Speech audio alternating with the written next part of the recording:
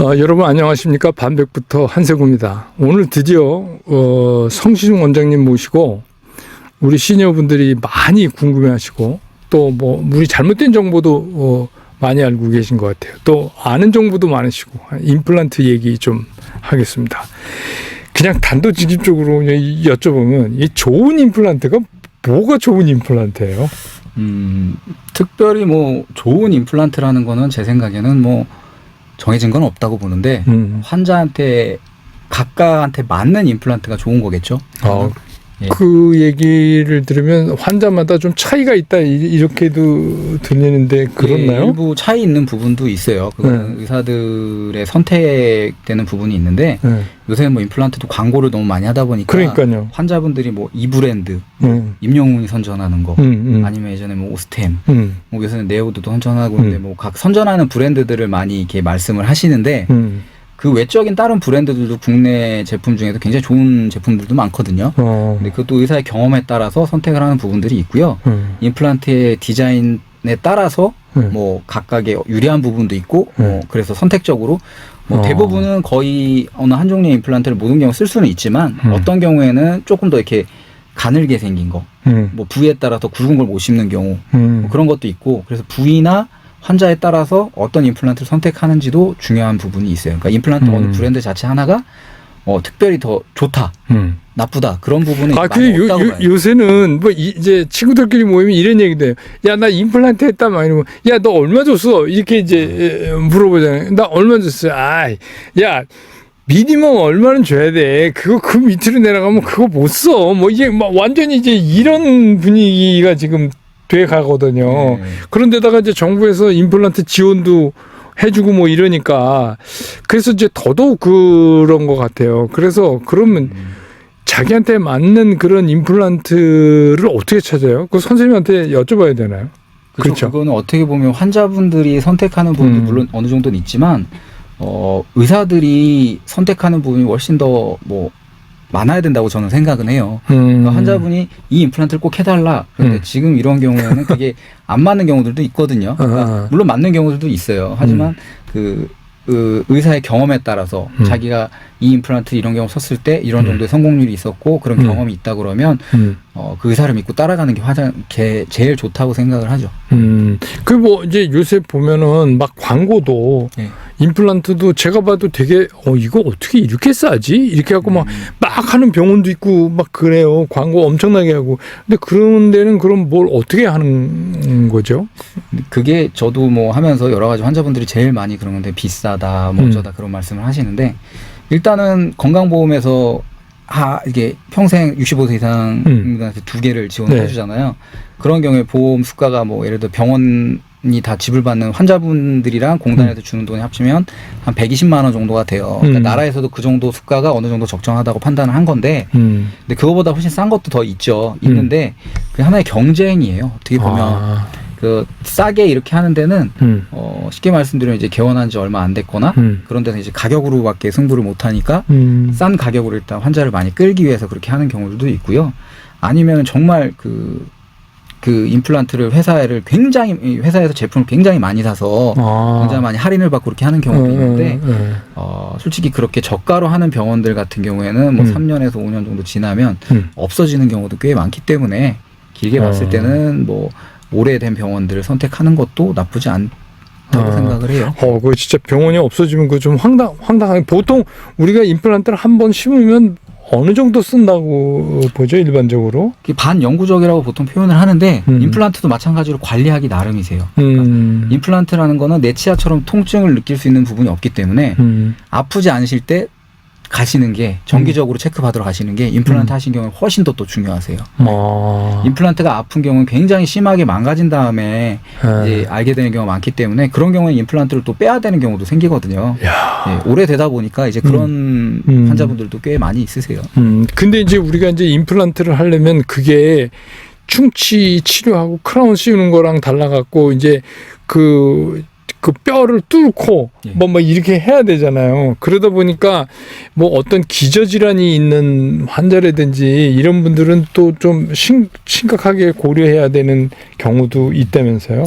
뭐 여러 가지 있는데 임플란트에 할 때 주의해야 될 환자들이 대부분 보면 발치라고 해서 이를 뺄 때 주의해야 될 환자들하고 거의 겹쳐요. 그러니까 보통 제일 많으신 게 혈압이 있으신 분들. 혈압이 있으신 경우에 이게 임플란트 수술도 그렇고 이를 뺄 때도 마찬가지로 출혈이 일어나잖아요. 그러니까 출혈이 잘 안 멈추는 경우. 그런 경우 때문에 뭐 혈압 같은 경우에는 어느 정도 조절이 되셔야 되고 특히 혈압 있으신 경우에는 아스피린이라고 해서 그런 경우에는 이제 출혈이 좀 더 지속되는 그렇죠. 경우가 있기 때문에 주치의와 상의하셔서 한 일주일 정도 끊고 그런 식으로 하시면 뭐 크게 문제가 없는 경우가 많고요.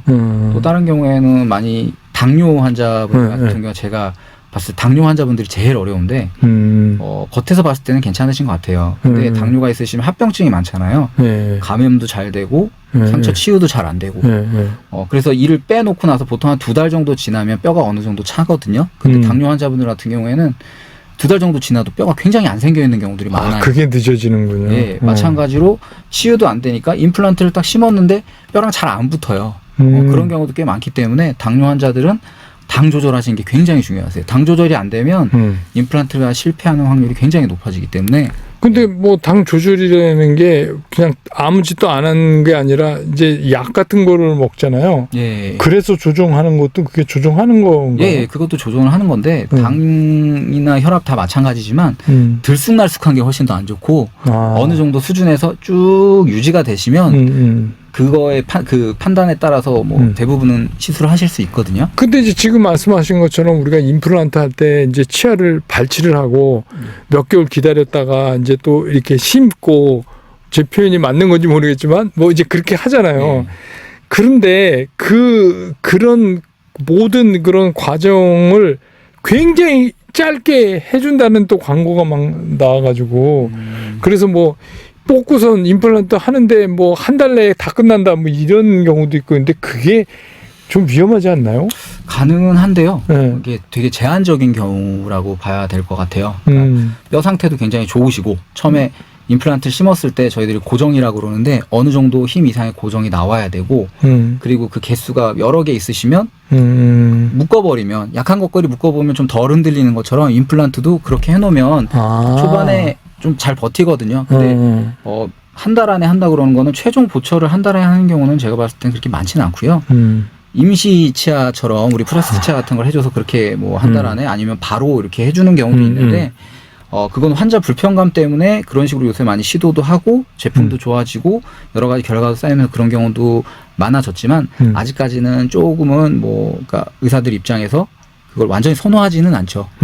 조금 더 시간을 가지고 충분히 임플란트가 확실히 붙으려면 힘을 안 받고 그대로 한 2달 정도는 있어야지 붙는다는 게 보통 정설이긴 하거든요. 근데 초반에 요새 같은 경우에는 초반에 심으셔서 우리가 쉽게 말하면 이게 벽에 나사를 박을 때 빡빡하게 박히면 처음에 힘을 줄 수 있잖아요. 석고보드 같은 데 이렇게 박히면 이게 그렇죠. 떨어지잖아요. 그러니까 어느 정도 고정력이 나오면 거기 임플란트에 힘을 어느 정도 줘도 된다. 그런 통계들이 있긴 있어요. 근데 그걸 많이 시도하시는 의사분들은 뭐 좀 일부분이시죠.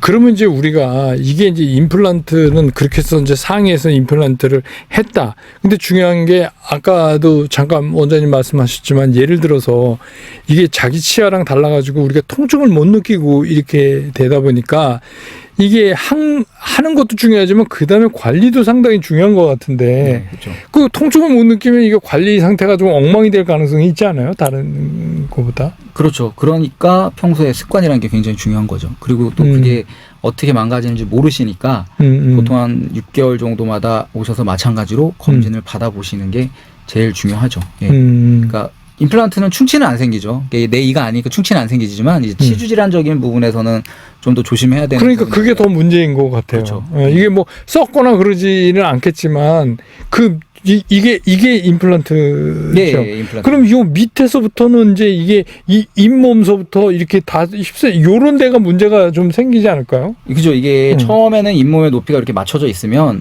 똑같이 이처럼 유지 관리하시면 되는데 이게 진짜 안 좋아지신 경우에 조금씩 내려가서 이 나사선들이 노출되는 경우들이 있어요. 근데 그래도 임플란트는 그게 이제 잇몸이 내려가는 거죠? 예, 똑같이 치주 질환이 뭐죠? 임플란트 주위염이라고 그러는데 이렇게 그 치아랑 좀 다르게 임플란트는 뼈에 잘 붙으라고 거친 면들이 있거든요. 근데 이게 노출이 되면 이제 거기 세균이 또 잘 달라붙어요. 그렇겠네요. 예, 그래서 그렇게 되면 이제 나빠진 속도가 좀 더 있으실 수 있기 때문에 주기적으로 관리해 주시고 때에 따라서는 뭐 여러 도구도 있는데 노출된 부분에 나사선을 매끈하게 갈아주는 뭐 그런 치료 방법도 있긴 하거든요. 이게 아주 이게 임플란트가 처음에 이만큼 잠겨 있다가도 이렇게 노출이 돼도 임플란트는 그렇게 쉽게 흔들리지는 않아요. 그래서 환자분들이 잇몸 붓고 그런데도 안 오시는 경우가 많거든요. 그러니까 그거는 주기적으로 꼭 사진을 찍어보고 치과 가서 체크를 꼭 받으시는 게 제일 중요하세요. 야, 그래서 제가 이제 뭐 요새는 임플란트가 상당히 일반화 됐잖아요, 요새는. 네, 그렇죠. 예, 그래서 뭐 그냥 이가 없는데 빈 공간으로 다니시는 분들은 이제 점차 없어지는데 우리 옛날에 뭐 이게 영화 같은 거 보면은 뭐 할머니 나오면 거의 이가 없이 그래서도 뭐 사시긴 사셨지만 요즘은 이제 뭐 그게 많이 달라진데 문제는 뭐냐면 임플란트를 시술하는 것보다 더 중요한 게 제가 지금 말씀드리면서 보니까 어떻게 그 다음에 이제 이걸 관리하느냐 이건 것 같아요. 그런데 예를 들어서 뭐 6개월에 한 번씩 병원만 간다고 이게 되는 일도 아닌 것 같아요. 병원 가서 선생님한테 주의사항 듣고 나와서 또 안 지키면 그렇죠. 네. 그러니까 이게 뭐 어떻게 이제 오늘 우리가 이제 치과 얘기를 원장님 모시고 듣는 마지막 시간인데 원장님이 이제 그동안 그 많은 환자들 경험하시고 뭐 이러면서 무엇을 이 시니어분들한테 좀 이게 당부를 하고 싶으세요? 제가 계속 늘 말씀드리는 거지만 칫솔질 습관을 잘 들이는 거. 지금 뭐 본인 잇몸이 좀 많이 망가지시고 그렇다 그러면 분명히 잘못된 칫솔질 습관이 굉장히 많은 부분을 차지하고 계실 거예요. 그러니까 칫솔질을 처음부터 습관을 새로 들인다는 생각으로 이 사이 닦는 걸 특히 신경을 쓰셔야죠. 지금 치간 칫솔이나 치실 같은 걸 안 쓰시는 어르신들이 이 틈이 벌어져 계신데 그걸 안 쓰시면 관리를 안 하는 거거든요. 그거는 그러니까 여러 가지 도구를 이용해서 깨끗하게 관리하시는 게 그게 제일 중요한 거고요.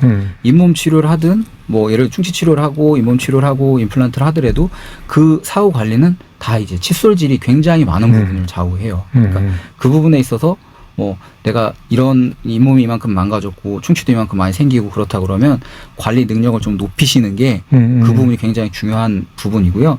또 나이가 들면서 조금씩 나빠질 수밖에 없는 부분들이 있어요. 근데 그렇게 되면 좀 이게 아이러니한 부분인데 나빠진 환경을 가지면 그 전보다 훨씬 더 관리를 잘해야지 그만큼 유지할 수 있는 거거든요. 근데 그게 쉽지는 않은 건 사실이에요. 하지만 유지하시기 위해서는 그 습관을 조금 더 향상하시는 게 굉장히 중요한 부분이시고요. 그리고 이제 연세 드신 분들 오시면 이제 침이 많이 말라서 오시는 경우가 생각보다 또 많아요. 입안이 마르게 건조해지는 되면, 건조하게 거죠. 되면 세균도 많이 생기고 뭐 충치나 치주 질환도 많이 생기거든요. 그런 경우에는 이제 자주 물을 마셔주시는 거, 입안을 적셔주시는 물을 자주 마신다. 네, 그것도 하나의 뭐 이게 그러면서 이게 세척 효과가 있으니까 굳이 가글을 안 하시더라도 건조한 환경을 만들지 않는 것도 뭐 잇몸 질환이나 충치 예방에서도 굉장히 중요한 부분이고요.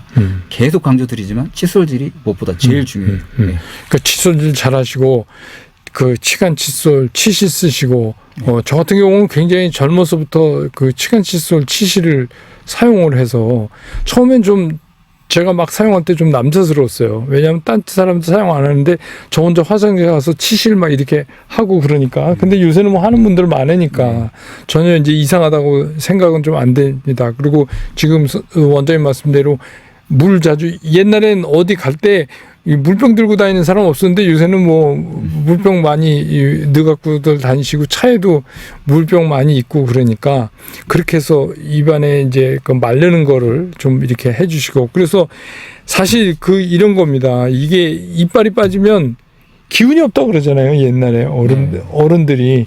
근데 실제로 그런 것 같아요. 네, 맞아요. 네, 그래서 이게 이빨이 꽉 차고 단단하고 뭘 잘 씹어 먹고 이래야지 그 우리가 좀 이게 나이 먹어도 시니어도 좀 활기차게 이런 생활을 할 수 있는 거 아닌가 이런 생각을 합니다. 그래서 잘 관리하세요. 관리가 중요하고 뭐 첫 번째 칫솔질부터 잘하는 것부터 시작해갖고 그래서 오늘 이제 그 우리 성신용 원장님 모시고 우리가 이제 4시간에 걸쳐서 우리 치아에 대한 거 쭉 이제 알아보는 시간은 여기서 일단 끝내고 이제 나중에 여러분들이 뭐 댓글이나 이런 데서 이제 궁금한 거 있으시면 저희가 이제 기회 봐서 다시 모셔서라도 어떤 한 부분에 대해서 또 한참 후에 다시 좀 디테일하게 좀 살펴보는 그런 시간을 갖도록 하겠습니다. 지금까지 계속 이게 연속해서 이거 찍으시느라고 고생 많이 하셨습니다. 우리 성시중 원장님 이제 보내드리고 이 시니어 치아에 관한 얘기는 여기서 끝내는 걸로 하겠습니다. 시청해 주신 여러분 고맙습니다. 감사합니다.